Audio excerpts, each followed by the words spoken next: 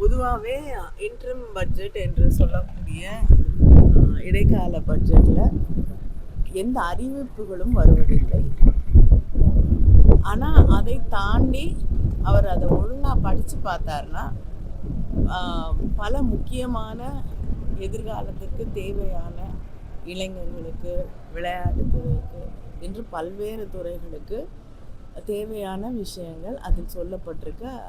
அதனால் ஏதோ ஒன்று வெளியில் போயிடணும் அப்படிங்கிற ஒரே காரணத்துக்காக அவர் ஒரு அரசியல் நாடகத்தை அரங்கேற்றுவது சரியாக இருக்காது.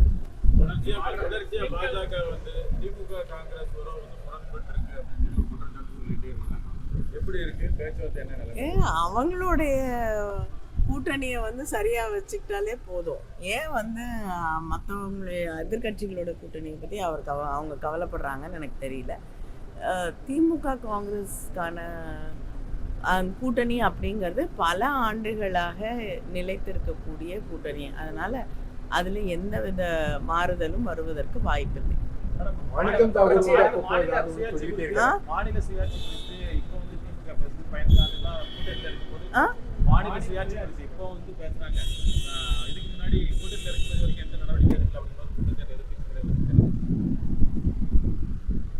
மாநிலத்தையே கொண்டு போய் அடகு வச்சவர் தான் எதிர்கட்சி தலைவர்.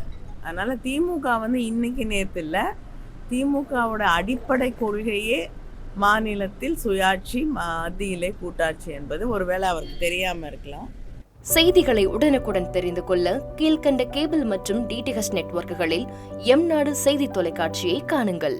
பாதகம் செய்பவரை கண்டால் நாம் பயம் கொள்ளலாகாது பாப்பா. மோதி மிதித்து விடு பாப்பா, அவர் முகத்தில் உமிழ்ந்து விடு பாப்பா. அண்மை செய்திகளை உடனுக்குடன் தெரிந்து கொள்ள இணைந்திருங்கள் எம்நாடு தொலைக்காட்சியுடன்.